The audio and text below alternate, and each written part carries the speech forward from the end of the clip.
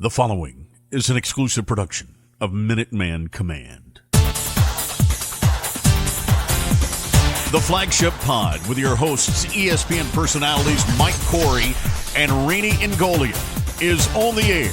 Brought to you by Todd Fritz Roofing, with insight and info from UMass and Mac Insiders.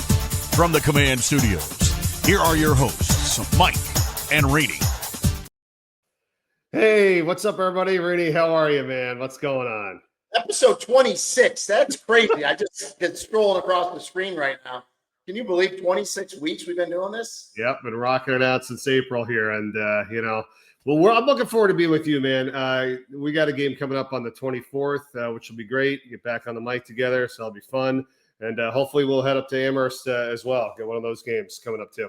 I got to get back up there, man. It's been a while. Yep, obviously a tough week. There's no skating around it, but you know what? We're going to bring on one of the players here, and we're going to talk to him, and we're going to get into it. So Tyler Martin has been playing awesome this year with the linebackers for UMass. He joins us now, and then we're going to break it down with him. Tyler, thanks so much for being here. I know it's tough right now, but we figured this would be like one of the best ways to kind of just find out what's going on, hear from you, one of the leaders, and just kind of break it down. Because obviously everybody's, super frustrated, including you guys. But again, thanks so much for being here. We appreciate it. Pleasure to be here. Thank you for having me. You got it. All right. Let me just start with saying, what was said after that game? Like, what did Coach say in the locker room? What was the vibe from everybody after this past Saturday? I think the big thing that Coach has done a really good job preaching is just continue to move forward and don't let the past define like what's to come this year in the future. And obviously we haven't started the way that we've hoped to, but that doesn't mean that everything still isn't right in front of us and we can't just continue to move forward. I think that was really his biggest sentiment is obviously we're not in the place that we had hoped to be halfway through the season, but we still have, exactly what we just had, 6 games. We still have that to go, and we really can't dwell on the past if we really want to come out of this thing the way that we want to. And as, a prominent player on this team, Tyler, as you look around, like how has the demeanor been of the team?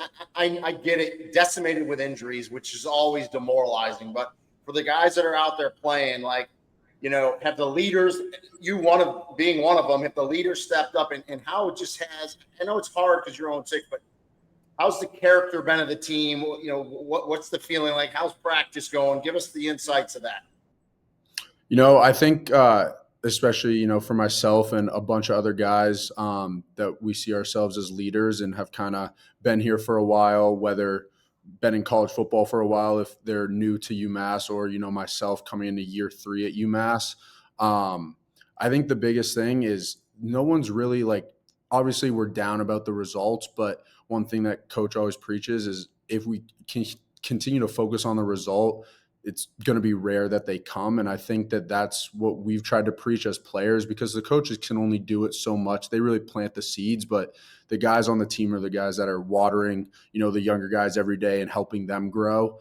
And I think that that's been one thing that we've really been trying to work on is that, if you're getting down, it's understandable, but you got to be able to pick each other up and continue to move forward. And when it comes to, practice weeks and things like that, we've been holding strong and we've been doing well week in and week out. And it's one of those things we just got to continue to walk the journey and enjoy the journey because at the end of the day, if we keep doing the right things on, Sunday through Friday, at some point these Saturdays are going to start going our way. And that's just really been the main mindset for us. Tyler, can I ask you, so again, for a guy that's been there for a little while, you've seen a little bit in the past and then you've seen what the change is here in the future with Coach Harasimiak. Can you just kind of break it down for us from your perspective when he got here, the things that he said to you guys, the differences that you made, the changes for the good, of the program? Because we've been talking a lot about it, and obviously, unfortunately, it hasn't translated on the field, but we know there's a lot being done. So can you just tell us, what has been happening and the changes for the good and for the positive of this program? Yeah, I think the biggest thing that I've seen an improvement, especially being here for the last couple of years, is the level of accountability and ownership. And obviously Coach talked all about like BOS and boss and belief, ownership, sacrifice. And I think the biggest one that was lacking in years past was that ownership, and always trying to, find a reason why it wasn't going our way and trying to like find other reasons outside of what was in between the walls here at the FPC. And I think that that's one thing that has been a tremendous change for me personally in my everyday life, but then also my everyday life as a football player and trying to be the absolute best that I can possibly be for my teammates. And I would say the belief and sacrifice is one of those things. Like belief can never waver. And I think that that's something that Coach H has really instilled in us is, again, like the results haven't been what we had hoped, but if we continue to believe that we're doing the right things every single week and putting our best foot forward every single week, those results are going to come. And then the sacrifice piece, that's the one thing that can't really be taught. And I think that's why it sort of follows belief and ownership is you kind of finish with the thing that you either have it or you don't. And as a football player, you're either willing to do it or you're not. And I think just that BOS sentiment has been an overarching theme that's gotten a lot better because I think guys are handling their business on and off the field way better than in the past. And I think that that ultimately is what's going to lead us to be better men outside of football, but also just better football players when it comes to Saturdays. All right, I got a two-parter, Mike, so let me go a couple here. In general, as we watch the game, we see some just, untimely penalties, some breakdowns. As a player that's there during the game in practice, have you guys been able to kind of put your finger on it? Like, is stuff happening in practice? And Coach talked about like game of inches. If you're supposed to line up with your heels at 3 yards, your damn heels need to be at 3 yards. If you're going to fair catch a ball, make sure you get just the little things that he talked about. Are players doing the right thing in practice? And it's just for whatever reason, just not coming together yet during the game?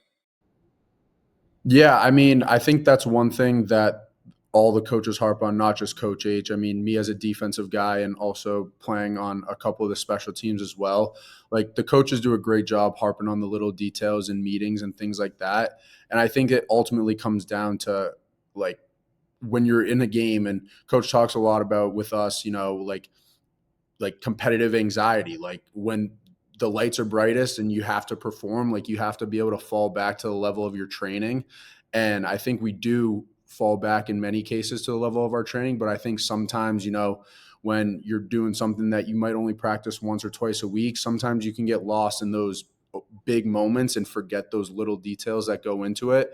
But I think that overall we do all the right things during the week at practice. And I think it's one of those things we just need to continue that, like when Saturday comes, fall back to those things that we did Monday, Tuesday, Wednesday, Thursday, Friday. And it's no different. The only difference is that you're not going against yourself and the scout team during the week. You're just going against a different color uniform and different guys from a different place.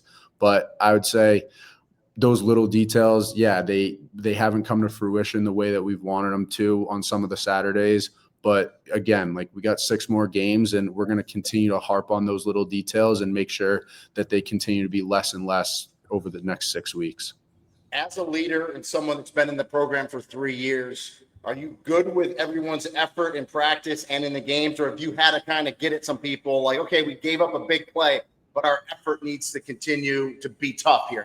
How's the effort level been in your eyes with everyone? Because you're only as strong as your weakest link, from top of the roster to the bottom. How's effort been in your eyes?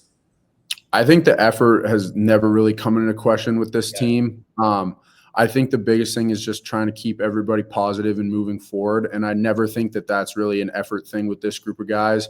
Like this is some of the hardest working group of guys I've been around. And this is now my 4th year of college football. Like,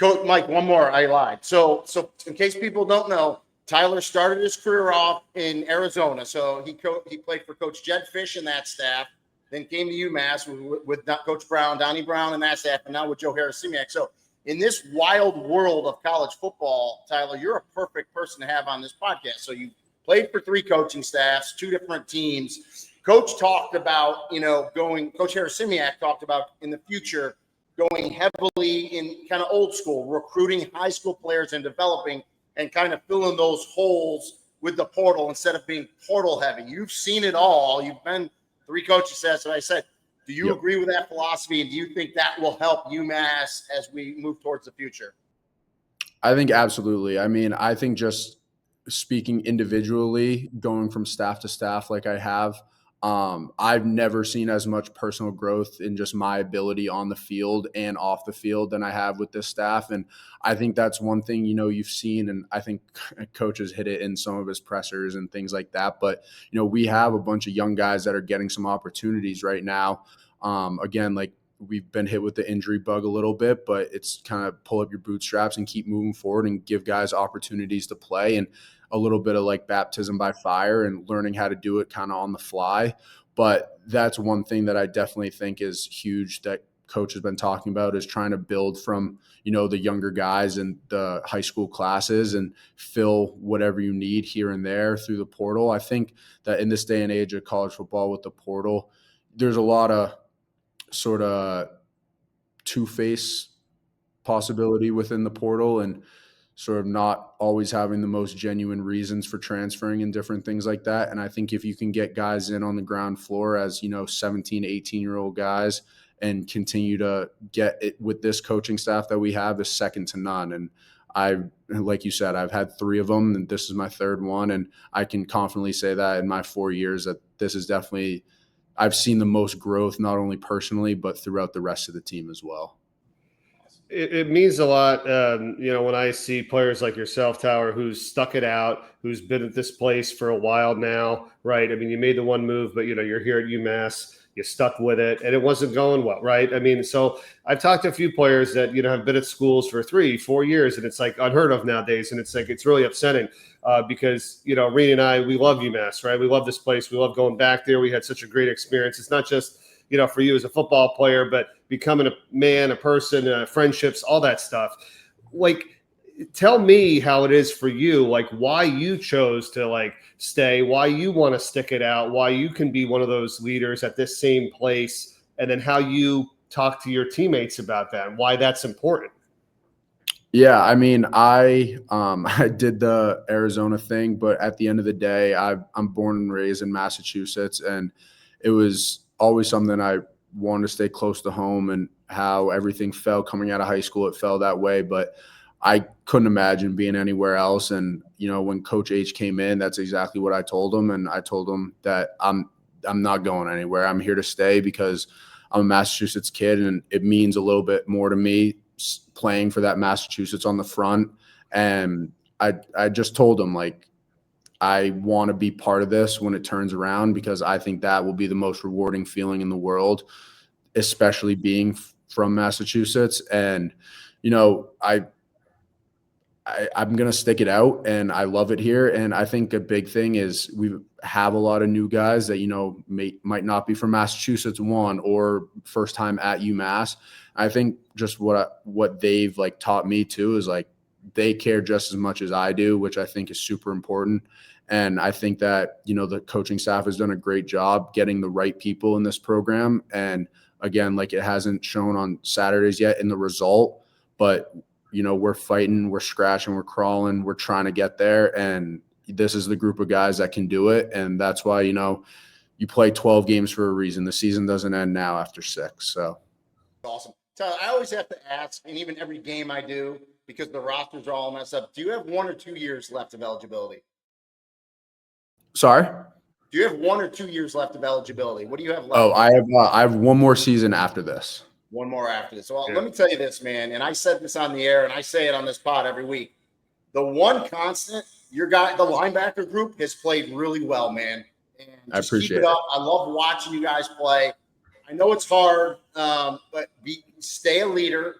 Keep just driving and pushing these guys. And I know guys are going to get down. They're going to have bad days. Lift them up, man, because the wins are going to come. I know they are. Listen, Absolutely. This has been a shock to me as much as anyone, the start of this season, but it is what it is. It's the hand you guys were dealt. It's the hand we were dealt as fans.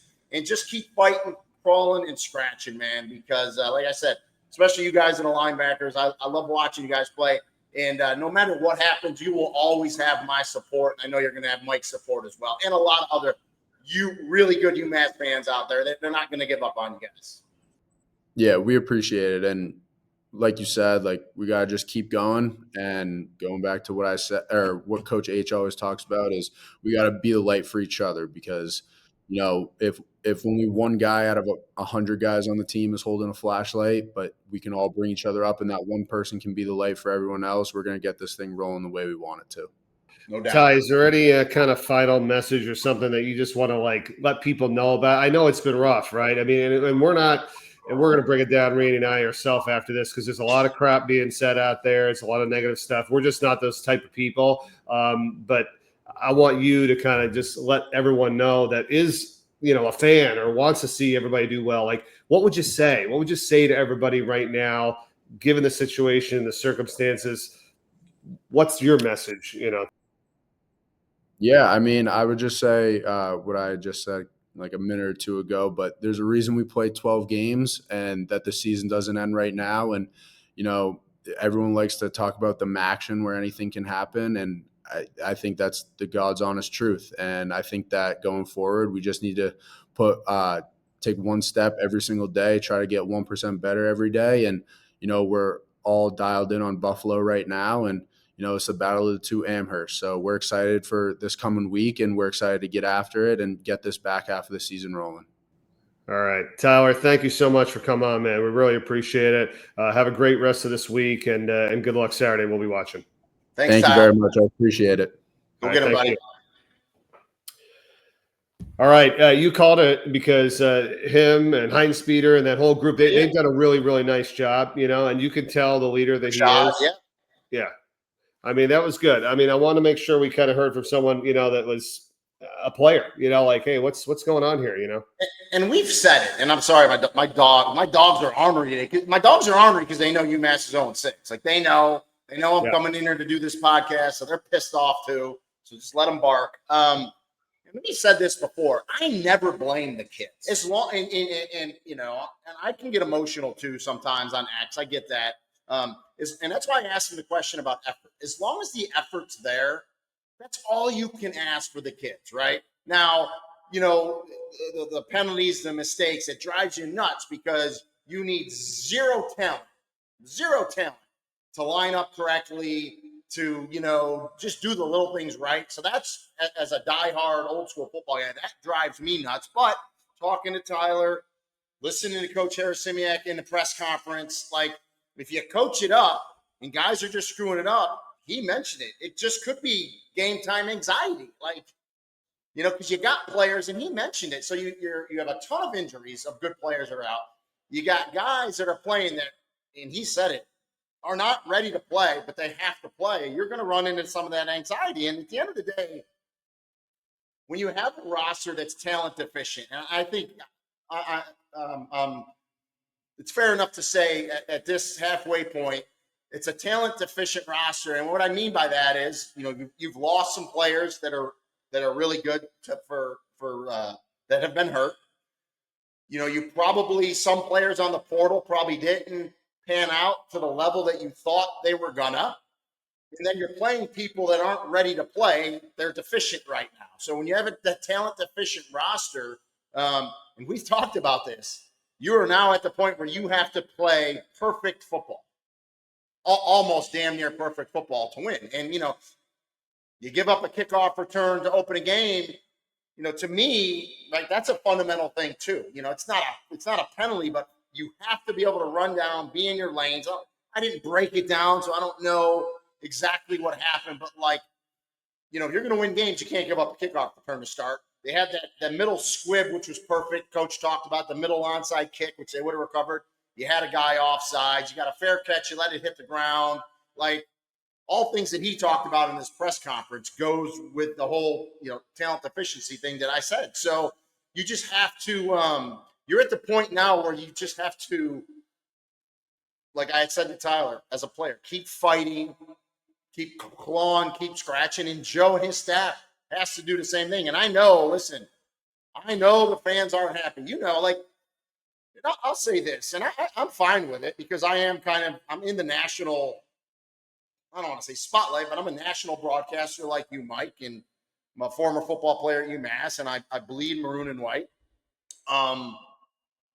I put out a post, an X post, and I didn't watch the UMass game in live because I was prepping for my game. I had a night game, Rice at UTSA, but of course my phone would not stop, and I saw the score, so I was like, "Oh, here we go." So I put a post out that night, and it got a lot of action. And then the next morning at the airport, I sat there and made another post, and then I was a little more pissed during that post. And I had mentioned accountability. And when I bring accountability, because I know people are nuts that I don't call for people being fired. I'm not going through that again. Go back to episode after the Bryant game. You know my thoughts. I don't do that. But I do think there needs to be accountability. Now, what that accountability is, who knows? Is it a player getting benched? Is it a coach getting reassigned? Is it, whatever accountability is? Coach talked about players getting up at 5:30 a.m., cleaning the weight room, getting it ready. That's accountability, right? So accountability in whatever form they believe needs to be done needs to happen, and I believe it is. But what I wanted to say about those two posts, okay, and this is where the UMass higher ups, if you will, the power to be, need to understand. Those two posts, as of this podcast, have over 70,000 views and 4,000 interactions, okay? And I'm not saying that because it's on my X account. It has nothing to do with me. It has to do with UMass football and what's going on. Because we've said it before, and I'll say it again.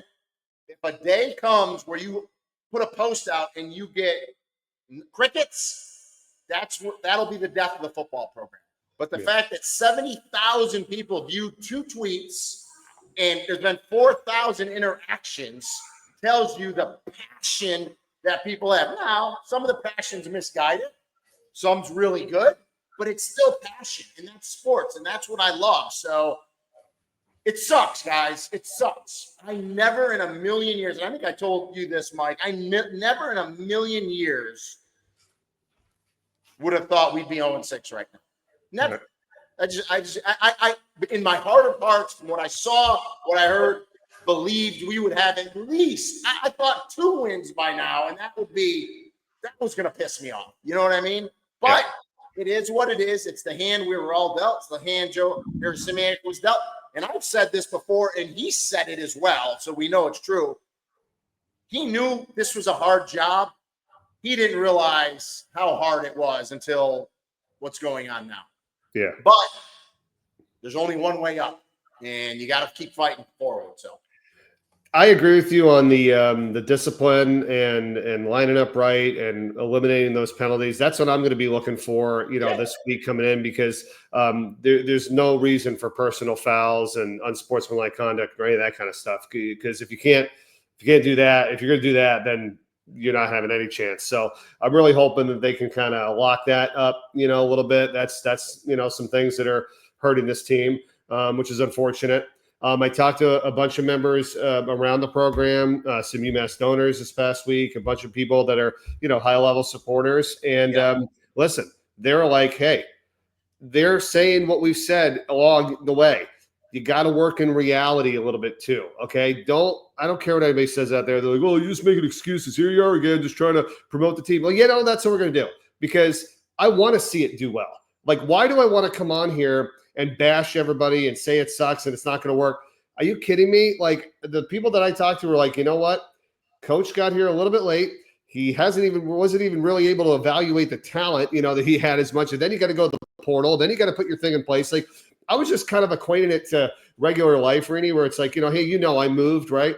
You know what it's like? It's like, you don't know all this stuff in the new area. You don't know where the people are. You got to write the guys' numbers down. You got to find out who's in charge of this. It's like, I don't know about what I need to do to decorate the house in the fall and the winter. Like, it's almost like you got to have a whole year to kind of go through, and the same thing with like unfortunate, death or passing of friends and family and loved one. It's like, until you kind of go through that year, hey, first Christmas without so-and-so, this is without this person. We're struggling in this area. I almost kind of feel like is what everybody told me. It's like, and I agree. you got to give Joe a little bit of time here. Okay. How about hockey coach first year? What did they have? 5 wins. Okay. They won a national title. I'm just saying, John Calipari back in the day, what did he do? 10 wins or whatever his first year. I mean, I'm just saying. So it's really unfair if we're all out there really giving it to these guys. I mean, I know they're working hard. I know they're trying. We all know that, okay? Because we've talked to people around the program. We know this. So we got to give it. I get it.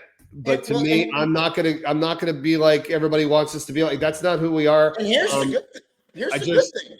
I haven't read, and I get a lot of stuff thrown at me. I haven't read anything negative about Coach Harrison. You know what I mean? So I think people understand the situation he's in. Listen, everyone, you got a big portion of people out there, and Ryan knows this, that want Ryan Bamford fired, right? I mean, that's not a secret. And they just keep beating the drum. Those people, right, get mad at us because what do you need to be calling for? No, we don't. I mean, I'm never going to tell a fan what they can and cannot feel because everyone has emotions in this. I get it. But I do believe there's people blinded by certain things, and that's all they look at. This. And they just want this to happen when there's, and to your point, Mike, that you always say, there's a lot of stuff going on in this big picture of a football program and a university. And we try to look at everything from the 30,000-foot view of a lot of things going around and going on. And there's no doubt the football program, okay, is the center point of any major university today. It just is. It's the money raising thing. It's the front porch, and it is. So I got called. I didn't tell you this. So I got called by the Boston Globe today.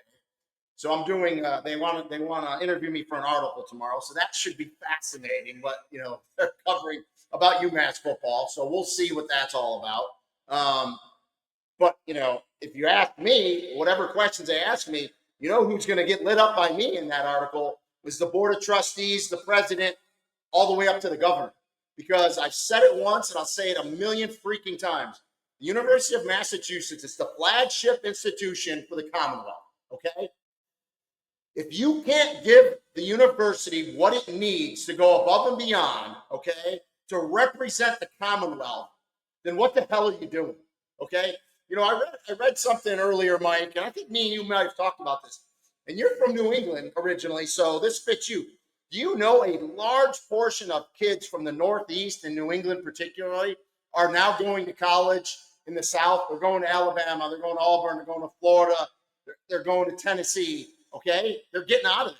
Where do these people that run, the powers to be that run the University of Massachusetts in the system, in the athletic department, where do they think these people, these kids they're going to college down south, where do they think they learn about these colleges down south? From football, from seeing it on football on Saturday on TV. So my point is, we should have a brand new state-of-the-art stadium and indoor facility and new dorms, state-of-the-art dorms. I mean, I've said it. We have a beautiful campus. There's tons of room there. Invest the damn money. And maybe if you really look at what's going on, you'll keep some of those students at UMass, make them proud, and you're going to make enrollment go up. I mean, for God's sakes, James Franklin had like a 74% winning percentage. He was one game away from the national championship.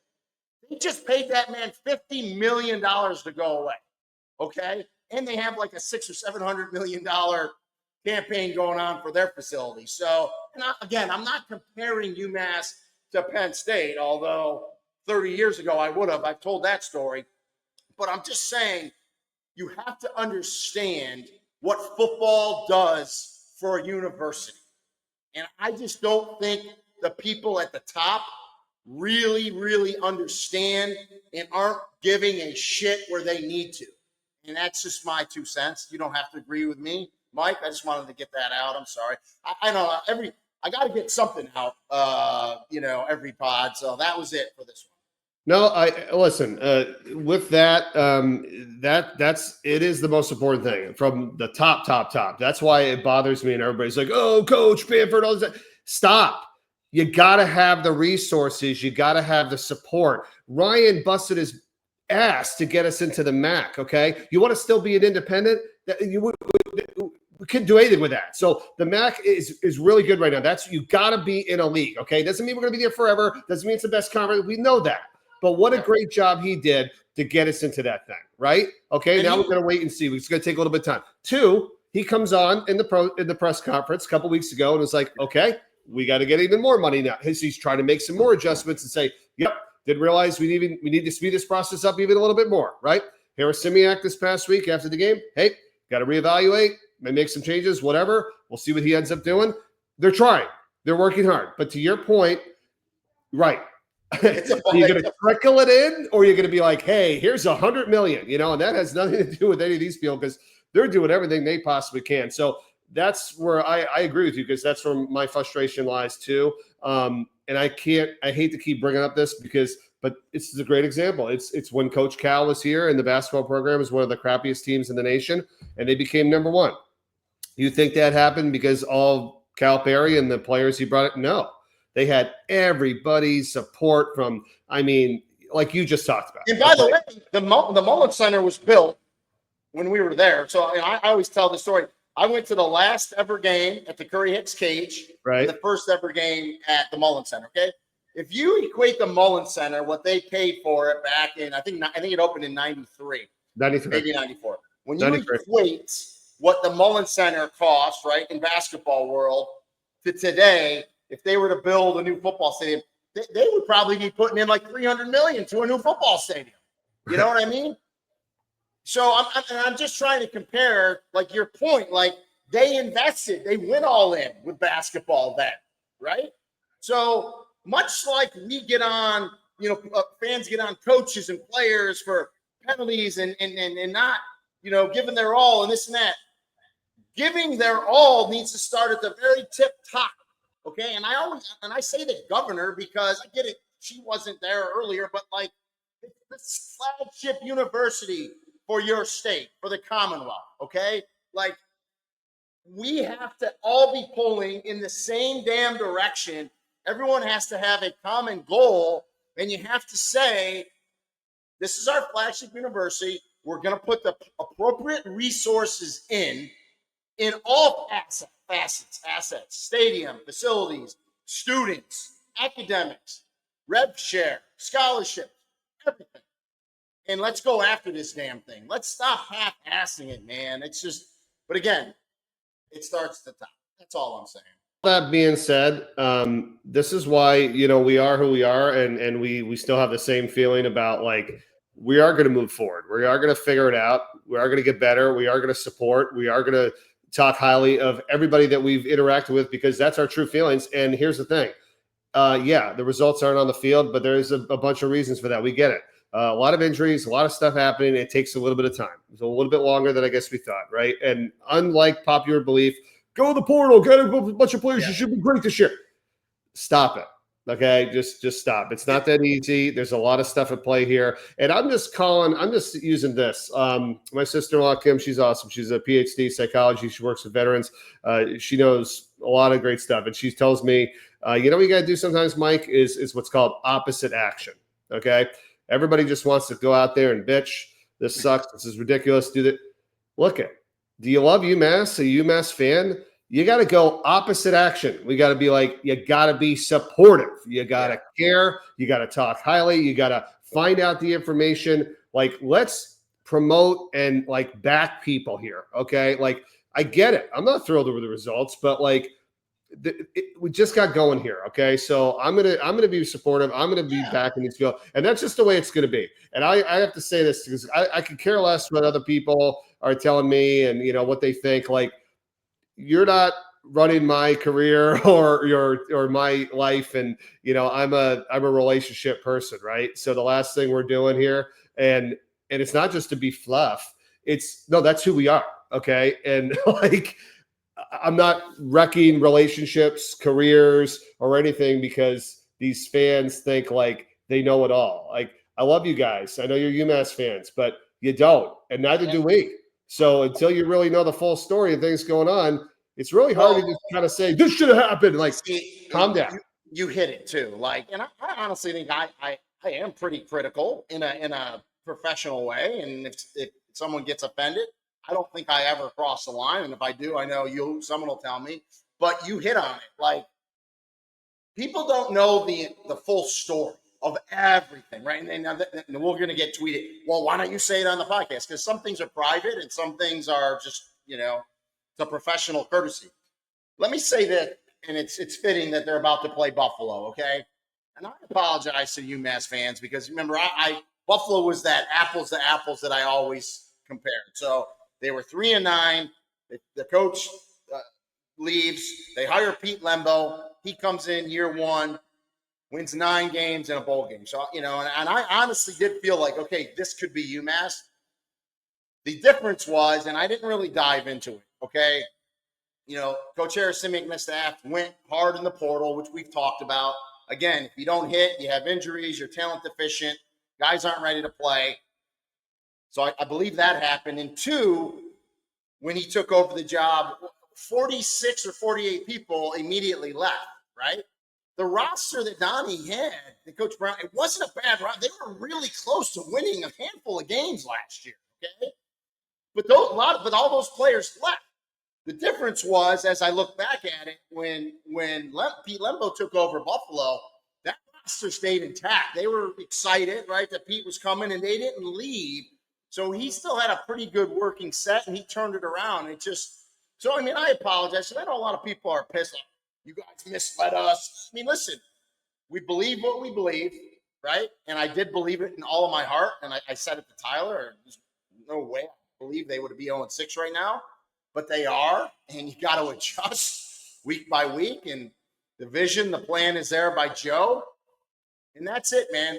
They're going to get my support and your support, and it is what it is. So, listen, and we know, too, from being in national media, anything we say, it doesn't matter what we say.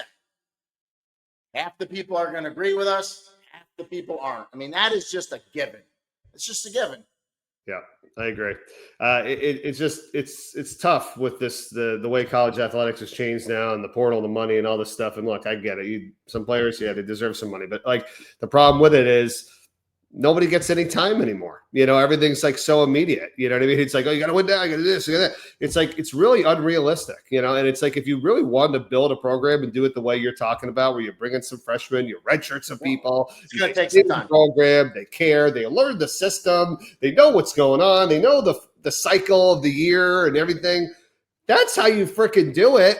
Like, you know what I mean? So now it's all out the window, and it's like really frustrating because it's just not the right message. And I can't change that. No one can right now. I hope it does, but it's.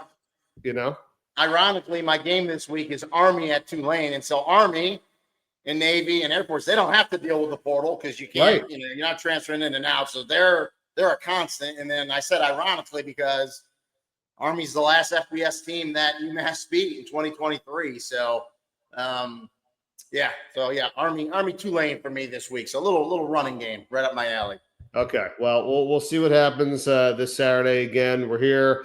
We're supporting these guys. We're going to keep this thing going. It'll turn around. It definitely will. But before we go, I hate to bear bad news. Ended on a bad note. But I made that last podcast. Coach Jerry Gordon was in hospice. He passed away. So just want to pray for him. Again, he was not only a coach at UMass, he was a player in the 80s, 2-time captain, offensive lineman, just a great human being, coached hard. I love the guy. But, just want to pass my condolences to his wife, Carol, his family. Just a great man, passed away from cancer. I think I believe Jerry was 65 or 66 and just great human being. So I love you, Coach, and I'll see you again. I know that. I echo your sentiments, Rene. I'll keep them in my thoughts and prayers too, because I loved what you said. It was last week with this. look, and I've always said it too, it's all about the people here. Okay, everyone, at the end of the day, you could be a fan, right? You can love your team. You can be upset they didn't win or whatever. But it's like everybody that you guys are all bitching about. So these are all people. And they're all good people, and we've met them. We know them. We have families. They have families. So let's all, which I think we've all done over the last few days now, take a breath, calm down. We love UMass. Let's go. Let's just see what happens, and just stick in there with it. Okay, and it's going to get better. So, thinking of you, man. Have a good week, and we'll do it again next Wednesday. See you. See you, everybody.